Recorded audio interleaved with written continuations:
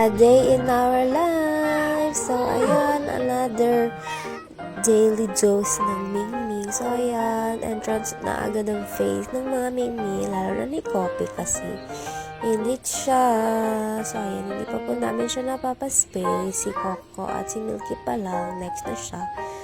So, ayan, tinititigan dyan ni ate Coco niya si Kopi at muntik nang amuyin yung puwet. So, yun. Pinaparap ko lang sila sa isa't isa kasi wala lang. Face each other, ganun. So, ayan, ang kitchen ni Coco, naantok na. So, ayan, kino-comfort ko rin dyan si Kopi kasi ganun daw dapat gawin kapag init yung cats. Dapat i-comfort. So, ayan, ganyan din ang behavior nila. Parang ninarap nila yung face nila sa into something, kahit sa legs mo din. So, ayan, papakita ko din dito si Milky, ha? Ang cute-cute niya dyan. Totoo yung sinabi ko na mahilig siya matulog sa shoebox. So, ayan, balik natin ulit kay Kopi. Zoom in, zoom out lang natin ang face niya. Kasi wala lang ang cute-cute niya. Ang cute-cute niya. Everyday silang tatlo. Grabe. At angle. So, ayan. Ang ibig ng tulog dyan ni Milky. Sobrang walang galawan. Ganyan na talaga yung posisyon niya kanina pa dyan. So, ayan. Ang cute niya lang talaga.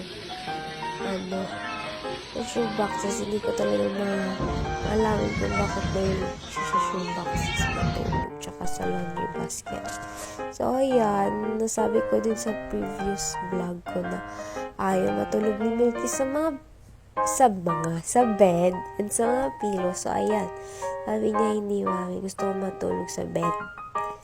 So, ayan, tumabi na siya bigla. Ganyan na siya this past few days. And yan, katabi niya na rin si ate Coco niya.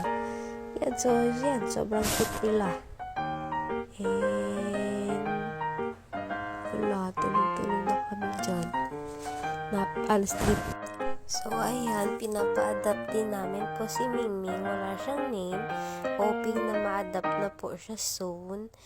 Male kitten po siya and na-rescue ko siya dito lang sa may samin. Naka-cage siya and pinapakain ko rin po siya everyday 3 times a day.